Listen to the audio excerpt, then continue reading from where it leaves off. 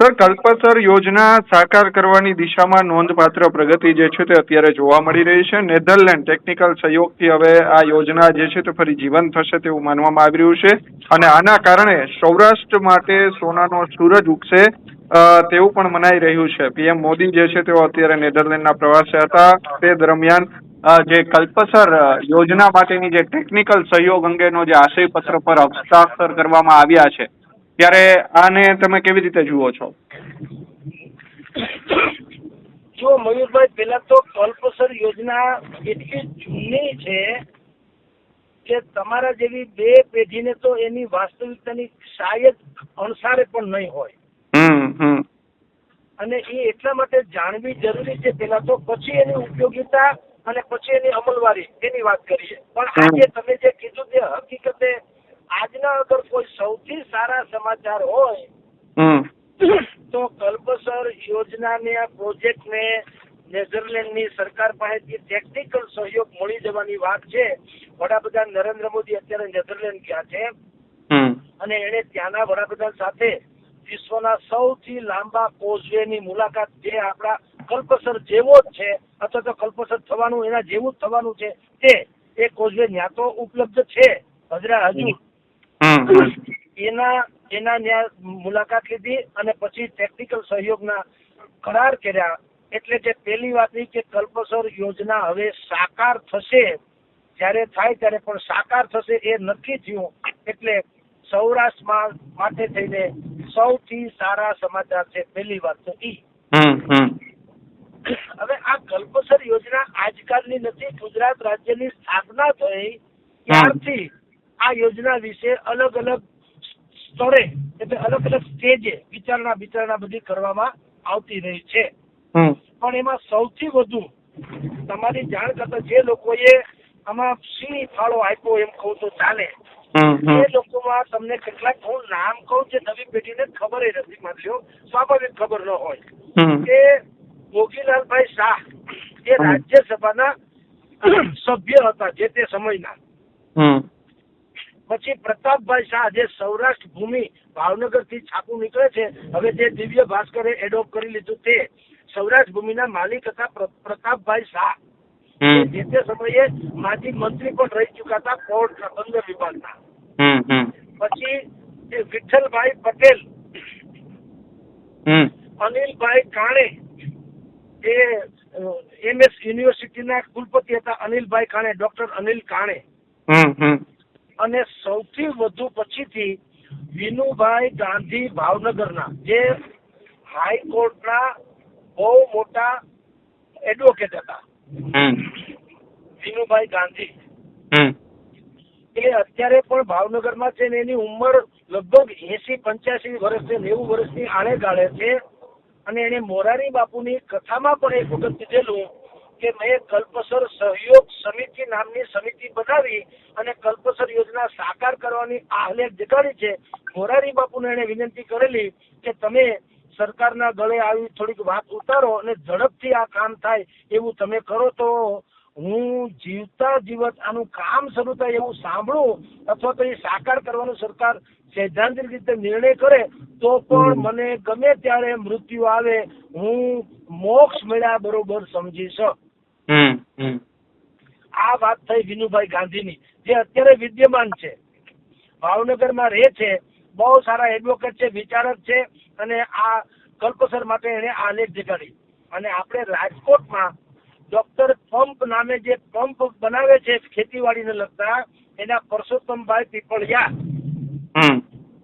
એ પણ એને આની અનેક પુસ્તિકાઓ બહાર પાડી.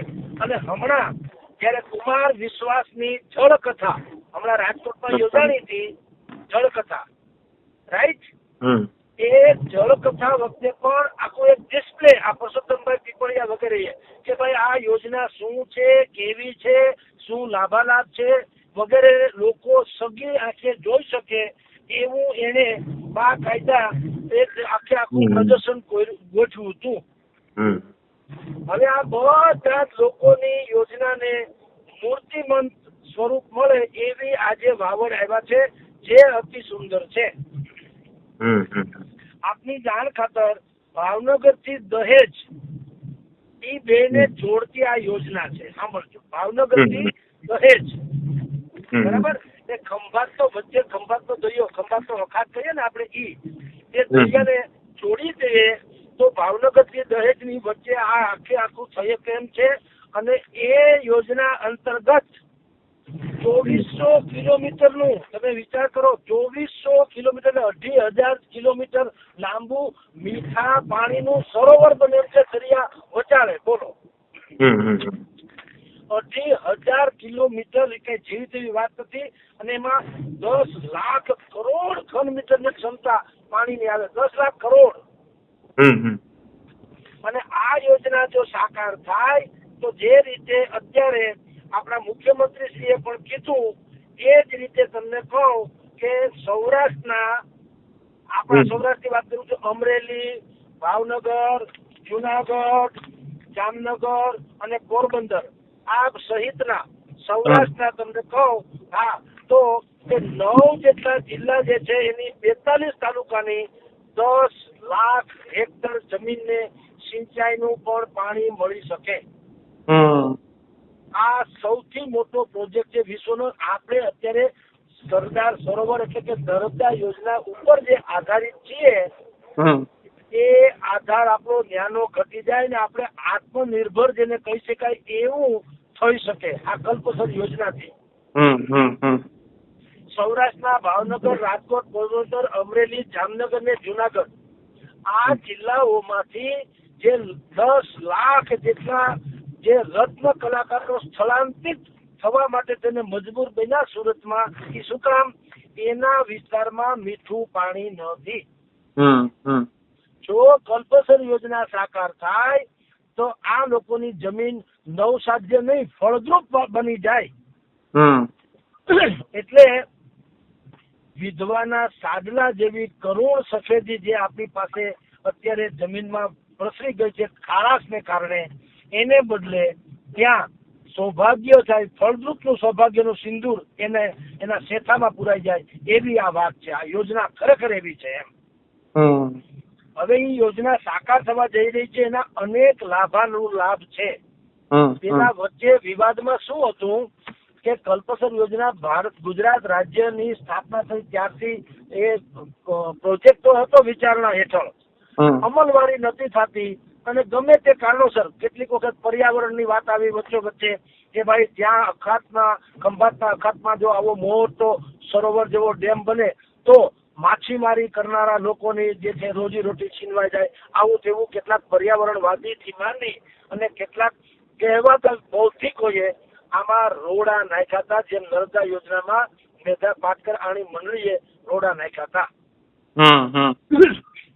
હવે એ બધું પછી બધા ટેકનિકલ પ્રોજેક્ટ ને આને તેને બધું થતું રહ્યું ક્રમ અનુસાર વર્ષોથી આને આ વાત બધી ચાલતી રહી અને બધું કાગળ ઉપર બધું ધામધૂમ થઈ. 1961 1961 કચ્છની નેડેકો નામની એક કંપની છે, એને આ વાત કરેલી. નેડેકો કંપનીએ કે ભાઈ ખંભાતના અખાતમાં તમે જો સૌથી મોટી યોજનાને બાંધો તો સૌરાષ્ટ્રની સહિતની 10 લાખ હેક્ટર જમીનને પાણી મીઠું મળી શકે.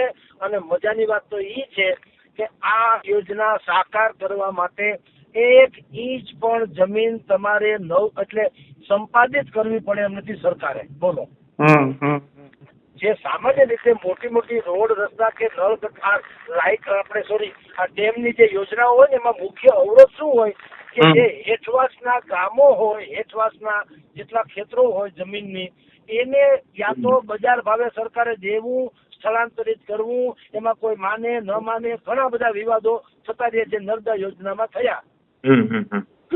આ યોજનાની મજા ઈ છે એમાં 1 પણ ઇંચ તમારે ક્યાંય છતાં ક્યાંય જમીન સંપાદન કરવાનું આવતું નથી. ખંભાતના અખાતમાં દરિયાની વચાળે જ આ બધું થઈ કેમ છે, મીઠા પાણીનું સરોવર થી માંડી અને રોડ રસ્તા વગેરે.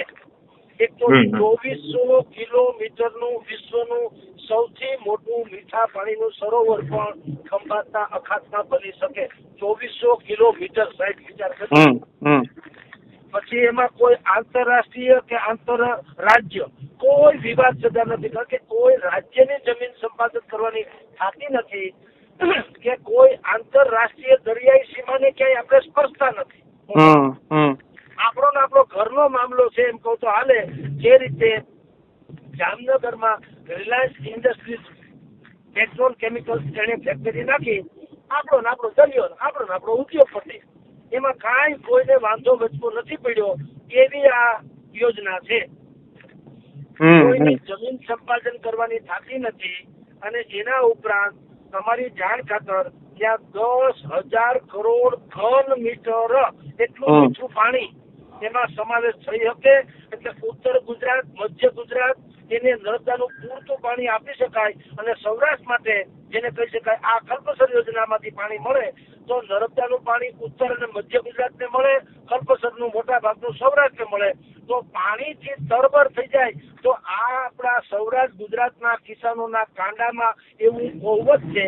અને એની બુદ્ધિ પ્રતિભા કોઠાસૂઝ જેને કહેવાય એ એટલી બહેતરીન છે કે જો ઈશ્વર આપણી ઉપર રીજે એટલે કે પાણીની જો વ્યવસ્થા થાય તો આ લોકો એમાંથી સોનું પેદા કરી શકે માટીમાંથી પણ.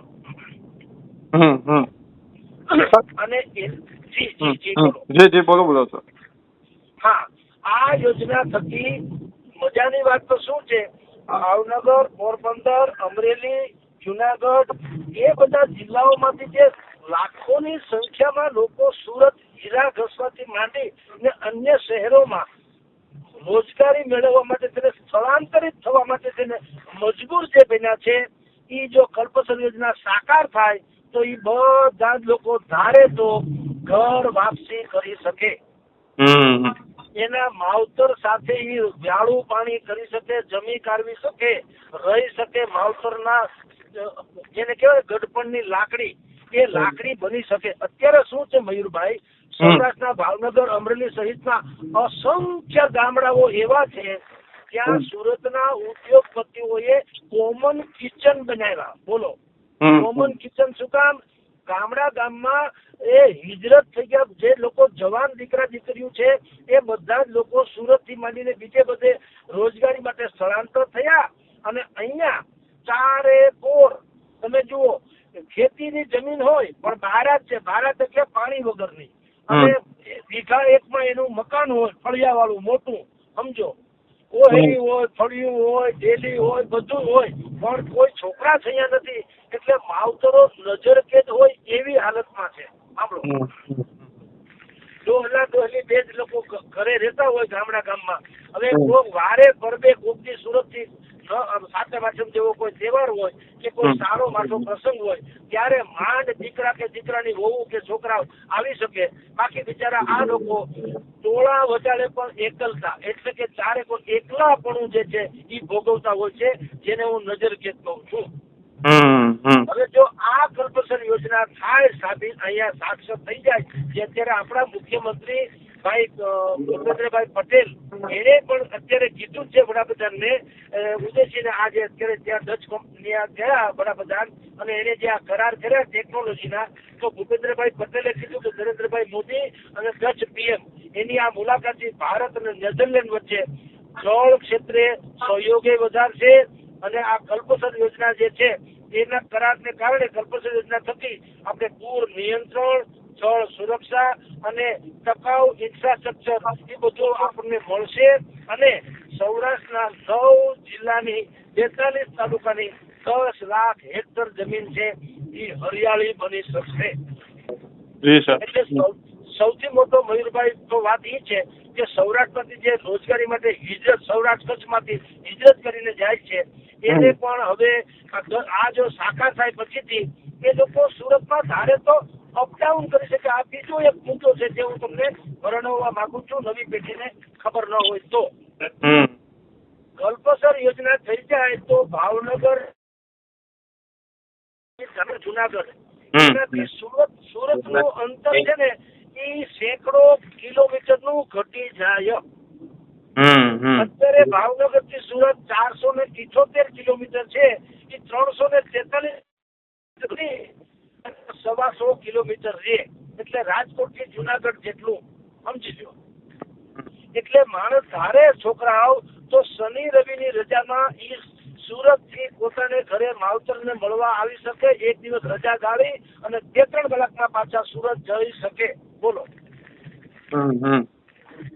અને અહીંયા એની જે ખેતી છે સૌરાષ્ટ્રમાં, એ ખેતીને ધ્યાન આપી શકે ને, કારણ કે 2 કલાકનો અંતર. કારણ કે પછી શું થવાનું છે, આ ખંભાતના અખાત ઉપર ભાવનગર થી દહેજ સુધીનો 10 લેનનો 8 લેનનો 10 લેનનો રોડ બનવાનો છે. સમજો. અને ખાલી રોડ નહીં, ત્યાં રોડ ઉપરાંત રેલવે, પાઇપલાઇન, પવન ઉર્જા, સૌર ઉર્જા, એ બધા ઇન્ફ્રાસ્ટ્રક્ચર ત્યાં ગોઠવાઈ શકે એમ છે. એક પણ ઇંચ જમીન સંપાદન કર્યા વગર કુદરતી છે. એટલે બરાબર.